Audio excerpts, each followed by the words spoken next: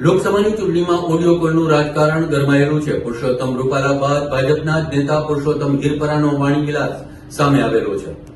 અમરેલીમાં લોકસભાની ચૂંટણીમાં ઓડિયો કોલનું રાજકારણ ગરમાયું છે. પુરુષોત્તમ રૂપાલા બાદ ભાજપના નેતા પુરુષોત્તમ હિરપરાનો વાણીવિલાસ કરતો વિડીયો સામે આવેલો છે.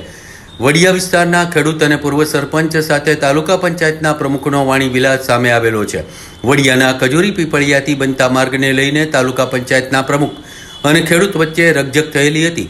કુકાવ તાલુકા પંચાયતના પ્રમુખ પુરુષોત્તમ હિરપરાએ પરેશ ધાનાણી વિશે અશોભનીય શબ્દ પ્રયોગ કરેલો છે. નવા બનતા રોડ નીચે ખેડૂતોને ખેતરે જવાનો માર્ગ ન બનતા ખેડૂતે તાલુકા પંચાયતના પ્રમુખને કોલ કરેલો હતો. તાલુકા પંચાયતના પ્રમુખ પુરુષોત્તમ હિરપરાએ પરેશ ધાનાણી વિશે અભદ્ર ભાષા પ્રયોગ કરેલો હતો. સોશિયલ મીડિયામાં ભાજપના નેતાઓના વાણીવિલાસનો ઓડિયો વાયરલ થયેલો છે. જોકે મીડિયા આ ઓડિયોની પુષ્ટિ નથી કરતું.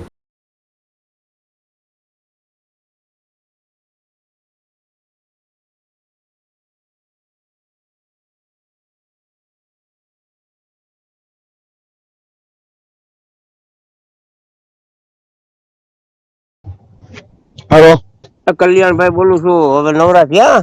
હા બોલો બોલો.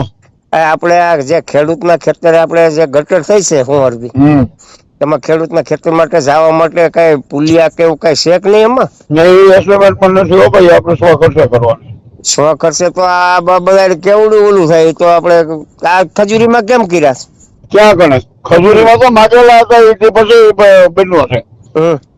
એ એસ્ટિમેટ જે બન્યો ને જમીન થોડીક, એ એસ્ટિમેટ જે બન્યો ને એમાંથી લોકોને 1.5 વર્ષની વાર લાગી હતી ને તે પછી અમારે રણુજાથી ઠેઠ ખજૂરીના પાદર ઉઠે ને સંરક્ષણ દિવાલ બનાવી. તમે જોઈ? એ તો જોઈ મેં. હા, અને એમાં એને એસ્ટિમેટમાં ભેગા લીધા છે. આમાં તેથી હું ભેગો નહોતો, તમારા સરપંચ અમારા સરપંચ હતા એટલે તેથી ભૂલમાં રહી ગયું છે. હા, એટલે તો આનું આપણે કઈક કરવું પડે. કીધું શું થાય એની વ્યવસ્થા તમે કરાવીશું, થઈ જાય તમે તમારે. એમાં શું છે કે અહીંયા એમાં તેદી પરેશભાઈ ગ્રાન્ટ એની ફાળવી હતી. તમારે પરેશભાઈ પણ માગવું જોઈએ ને તો પછી અત્યારે થોડો પરેશભાઈ પણ માગવું જોઈએ. પણ તેદી એને એમાં આપી હતી, અત્યારે કઈ નથી દીધું. તમે ફોન